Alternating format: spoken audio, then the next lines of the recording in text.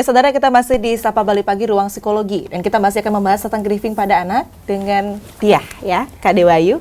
Tadi kita sudah membahas secara definisi tentang grieving sendiri, kemudian emosi-emosi apa saja yang ada di dalam grieving itu khususnya pada anak-anak. Dan tadi juga terakhir kita bahas tentang bagaimana tahap perkembangan ya atau perbedaan usia anak-anak juga mempengaruhi bagaimana anak-anak itu mengekspresikan berduka dia ya. Grievingnya. Nah itu seperti apa? Apakah memang berbeda usia, berbeda perkembangan, itu berbeda juga dalam mengekspresikan grieving pada setiap anak?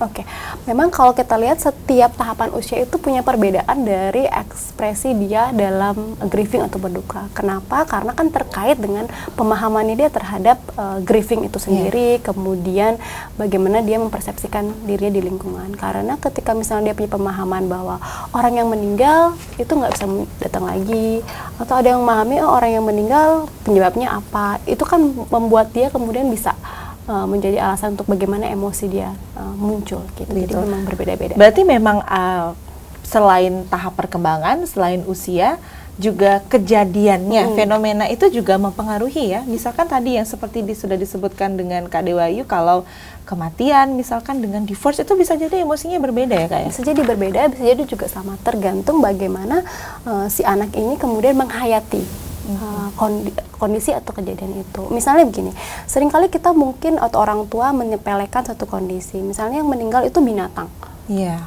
Orang anak ini kehilangan binatang kesayangannya. Kita mungkin menganggap cuman binatang gitu.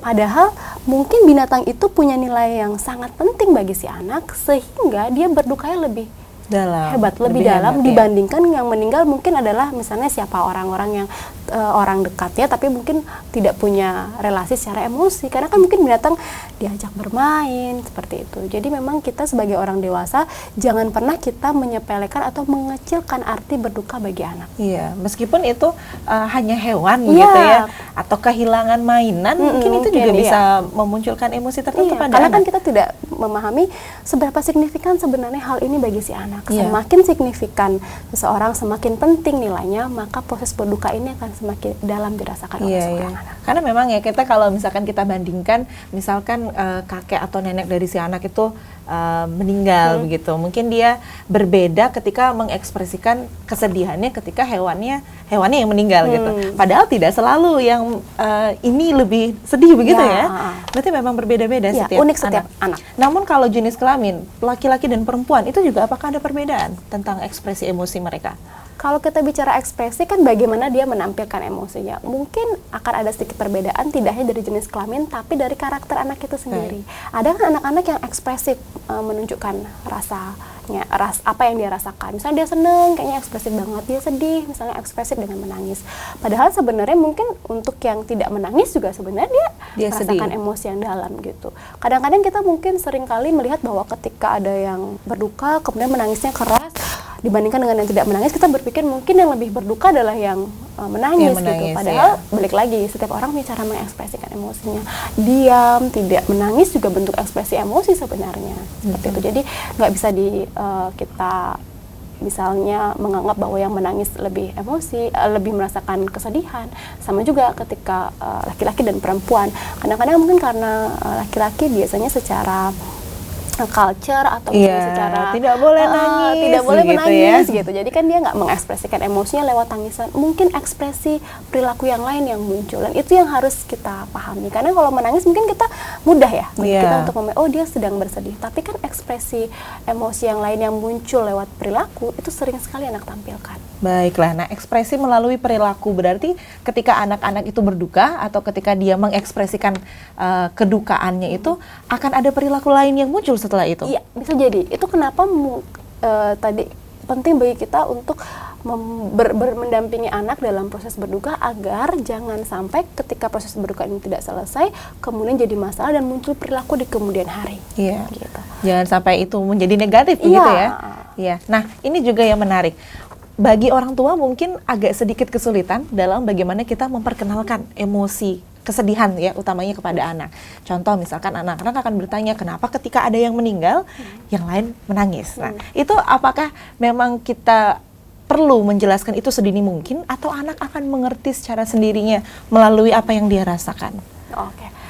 Sebenarnya memang proses berduka atau emosi secara umum, kalau kita bicara tentang berduka, ini sebenarnya bisa anak pelajari dari berbagai hal. Misalnya, kalau kita lihat tayangan televisi, kemudian juga cerita-cerita kartun, itu sebenarnya mengandung juga cerita yang terkait dengan perpisahan, isu-isu misalnya tentang kematian, superhero dan lain sebagainya. Tapi yang perlu orang tua dampingi adalah karena pada beberapa cerita anak-anak kadang-kadang memang yang meninggal bisa hidup lagi, bisa muncul lagi gitu. Nah, itu yang harus ditekankan orang tua bahwa memang kalau sehari-hari dalam kondisi kita bahwa setiap orang memang akan meninggal. Pemahaman sederhana sebenarnya memang. Kemudian ketika meninggal apa yang terjadi? Bahwa orang tersebut pergi secara fisiknya, kemudian kita tidak bisa lagi kembali. Dan sebenarnya di sini bisa masuk juga untuk orang tua memasukkan nilai-nilai agama. Baik. Karena pada nilai agama tertentu kan berbeda-beda Ada yang nilai agamanya misalnya dalam Muslim, mereka akan berpisah di dunia tapi akan bertemu di akhirat.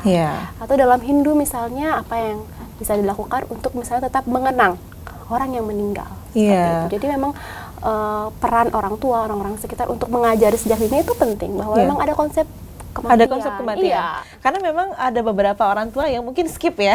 Tabu untuk membahas tabu itu. Untuk membahas itu karena anak-anaknya bertanya kenapa semuanya pada nangis, padahal itu adalah hal yang penting gitu ya untuk dijelaskan juga kepada anak-anak untuk tidak juga memanipulasi misalkan kematian, karena ada beberapa hal juga nih. Misalkan ada yang meninggal begitu, yang paling identik dengan berduka kita bahas tentang meninggal ya kali ini ya. Nah, kemudian ada yang meninggal, lalu ada juga beberapa orang tua mungkin demi menenangkan anaknya dia mengungkapkan statement, iya dia perginya sebentar kok gitu. Nah, itu gimana itu? Ya memang sebaiknya orang tua menghindari statement-statement atau ungkapan yang justru memberikan anak harapan-harapan yang tidak nyata gitu. Harapan palsu ya benar. Misalnya yang meninggal akan datang kembali, yang meninggal hanya akan tidur seperti tadi kita bahas, atau yang meninggal masih ada di sekitar kita seperti itu. Jadi memang harus dihindari memberikan statement-statement yang justru membingungkan nanti untuk anak. Itu artinya berarti ketika kita memahami anak ketika sedang berduka juga tidak dianjurkan untuk memberikan banyak informasi kepada anak ya? Iya, jadi informasi yang kita berikan memang yang pertama harus sesuai dengan kondisinya. Kenapa kemudian kondisi terjadi, meninggal itu seperti apa, seperti yang kita jelaskan. Kemudian kita sesuaikan juga dengan usia anak. Terlalu banyak informasi yang padahal anak mungkin belum bisa pahami, itu akan membingungkan bagi anak. Misalnya untuk anak-anak yang usia sekolah, mungkin penjelasannya berbeda dengan anak-anak yang usianya kemudian di usia remaja. Karena balik lagi pemahamannya dia terhadap kondisi meninggal itu juga berbeda. Baik.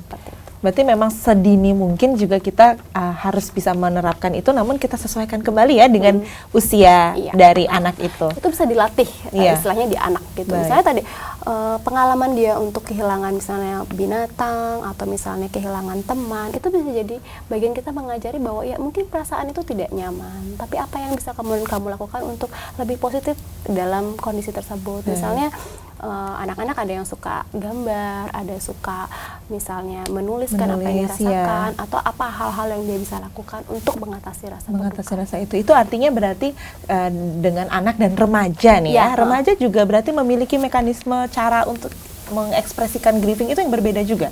Ya benar, dan masalah-masalah pada anak remaja dalam proses grieving justru lebih kompleks gitu.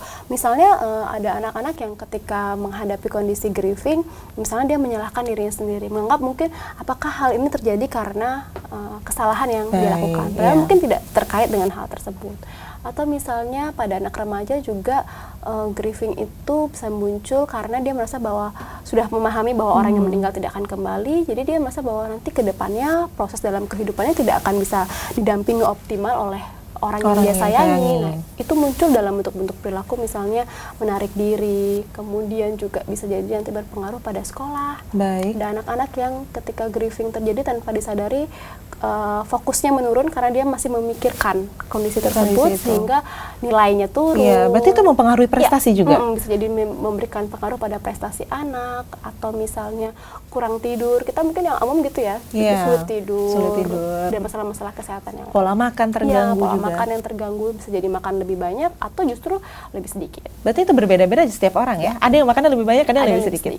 Nah, itu untuk remaja. Kalau untuk anak sendiri, apakah mungkin grieving itu juga berpengaruh pada aktivitas mereka bermain misalkan dengan anak-anak? Ya, bisa jadi itu juga memberikan pengaruh. Kita bisa melihat misalnya isu-isu permainan atau kegiatan permainan apa sih yang dilakukan setelah grieving itu. Apakah terjadi perubahan atau justru sebenarnya mungkin sama?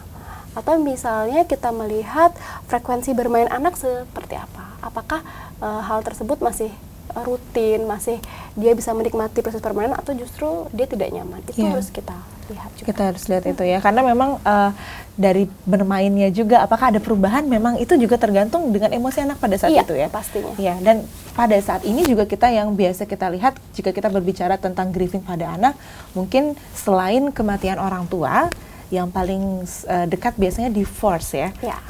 Apakah divorce dan kematian orang tua itu sebenarnya adalah menjadi salah satu isu yang penting untuk anak ke depannya? Apakah itu akan mempengaruhi kepribadiannya jika kita tidak memperhatikan bagaimana dia mengekspresikan emosinya pada saat itu? Divorce dan meninggalnya orang tua, salah satu orang tua meninggal, tentu memberikan reaksi emosi yang berbeda pada setiap anak. Terlepas dari bagaimana kemudian kalau dalam divorce ada konflik yang terjadi, kemudian bagaimana kemudian sikap dan perilaku orang tua sebelum divorce. Karena sebenarnya bukan divorce, tapi bagaimana proses divorce itu terjadi sebelum konflik-konflik yang terjadi atau setelah divorce. Bagaimana kemudian orang tua dalam menangani anak ini sendiri atau menempatkan anak dalam posisi apa? Karena seringkali orang tua justru menempatkan anak dalam posisi yang salah atau sulit gitu. Jadi mau ke ayah sulit, ke ibu juga sulit seperti itu. Kalau dalam proses grieving tadi ya tentu akan jadi mirip ya emosinya, mungkin perasaannya, tapi tergantung balik lagi bagaimana kita sebagai orang dewasa bisa memfasilitasi anak dalam mengekspresikan emosi yang dia rasakan. Oke, memfasilitasi anak dalam mengekspresikan emosi. Kita akan bahas di segmen selanjutnya bagaimana kita sebagai orang dewasa membantu anak untuk belajar bagaimana mengekspresikannya dia, emosi-emosi khususnya dalam emosi kehilangan ini. Kita akan bahas di segmen selanjutnya. Ya saudara, setelah ini kita masih akan membahas tentang emosi pada anak khususnya grieving. Untuk itu jangan kemana-mana, tetap di Sapa Bali Pagi Ruang Psikologi.